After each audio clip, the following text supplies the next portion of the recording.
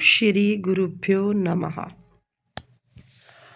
आज मैं आपको जो बताने जा रही हूँ वो ये है कि हमारे जीवन में प्रायोरिटीज़ क्या हैं। हमारे जीवन की प्रायोरिटीज़ क्या है, हमारे जीवन का मुख्य लक्ष्य क्या है, हम किस लिए हम लोगों ने मनुष्य जीवन लिया है।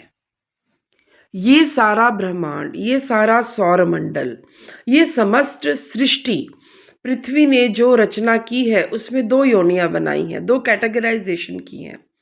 एक है भोग योनि, एक है हमारी योनि, योग योनि। भोग योनि जो पशु पक्षी वृक्ष हैं उनके कोई कर्माशय नहीं बनते, कोई कर्म नहीं बनते, क्योंकि उनको अपना भोग भोगने हैं। वो जैसे कि एक शेर मांसाहारी है तो उसका कोई कर्म नहीं है, अच्छा या पुण्य अपुण्य पाप, क्योंकि वो भोग योनि है, वो भोग रहे हैं। ईश्वर ने उनको पहले इतना बड़ा दंड दे दिया है, इस कारण वो भोग भोग रहे हैं। लेकिन हमें ईश्वर ने दंड की श्रेणी में नहीं रखा, हमें एक अवसर दिया है। तो हमें क्या अवसर दिया है? मनुष्य हम ही हैं जो ईश्वर के साथ अपने आप को कनेक्ट कर सकते हैं, जोड़ सकते हैं। हम ईश्वर के साथ अपने आप को एक कर सकते हैं, हम ईश्वर को अनुभव कर सकते हैं। हम ईश्वर का जो सच्चिदानंद स्वरूप है, जो सच्चिदानंद है, सत्यचित आनंद है, उसका हम अनुभव कर सकते हैं। तो ईश्वर ने हमें ये अवसर दिया है। ईश्वर क्या है? वेद ईश्वर के बारे में कहते हैं, ईश्वर का मुख्य निज नाम है ओम। जैसे हम किसी व्यक्ति को बुलाते हैं, हमारे घर में हमारी दो बहनें हैं, जैसे हमारे घर में एक पालतू है, उसका नाम है लक्ष्मण, मेरी बहन है उसका नाम है अलका।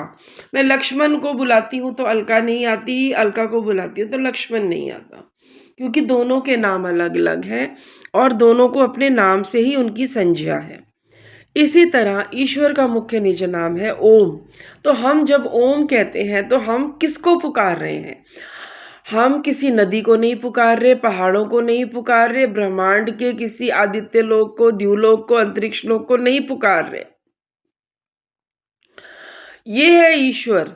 हम ओम जिसका मुख्य निज नाम है, जिसको सारे वेद कहते हैं, ऋषि कहते हैं, उपनिषद कहते हैं, ब्राह्मण ग्रंथ कहते हैं, आरण्यक कहते हैं, दर्शन कहते हैं, सारे दर्शन शास्त्र जिसके बारे में कहते हैं, गीता कहती है, रामायण कहती है, सारे मंत्रों के आगे जो ओम लिखता है, हम उस ईश्वर को पुकारते हैं।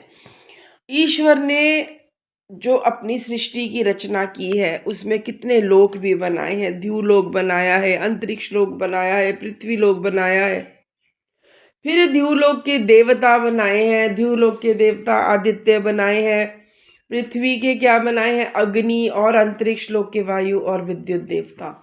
कितनी हमें उपकरण दिए, हमें मनुष्य शरीर दिया है, हमें प्राण समान अपान उदान व्यान कुर्म कृक्कल नाग धनंजय देवदत्त उपप्राण दिए हैं। हमें चक्षु घ्राण श्रोत्र त्वक रसना पानी पायु पस्तपाद वाक मन दिए हैं।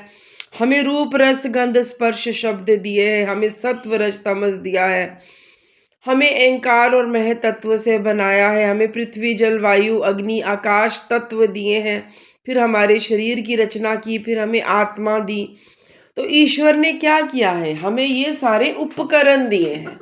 हमें ये सारे उपकरण, जैसे एक हथियारों को कैसे यूज करना है, एक योद्धा को हथियार दिए जाते हैं कि उसके पास तलवार है, उसके पास एक बंदूक है, उसके पास तरह तरह की तलवारें हैं, तो कवच है, उसको कैसे उसने यूज करना। ईश्वर ने हमें जो सारे उपकरण दिए हैं, मन दिया है, बुद्धि दिया, अहंकार दिया है, चित्त दिया है, आत्मा दी है, हमें आंखें दी हैं, नेत्र, ये सारा कुछ, घ्राण दिए, कान दिए हैं, जो मैंने आपको अभी बताया, प्राण अपान, ये सब कुछ दिया है। तो इसका यूज़र मैन्युअल क्या है? जैसे एक फ्रिज के साथ एक बुकलेट आती है कि फ्रिज को ऐसे यूज़ करना है, तो हमारी बुकलेट तो उन्होंने वेद दे दिया ईश्वर ने। हमारा यूज़र मैन्युअल क्या है? वेद।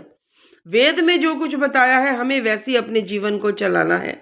जैसे वेद में किसी ने गृहस्थ आश्रम चलाना है तो उसको यजुर्वेद पढ़ना होगा, किसी को ज्ञान चाहिए तो उसको ऋग्वेद पढ़ना होगा, किसी को संन्यास लेना है तो अथर्ववेद पढ़ना होगा, किसी को भक्ति करनी है, ईश्वर के पास उपासना करनी है, तो उसको सामवेद पढ़ना होगा।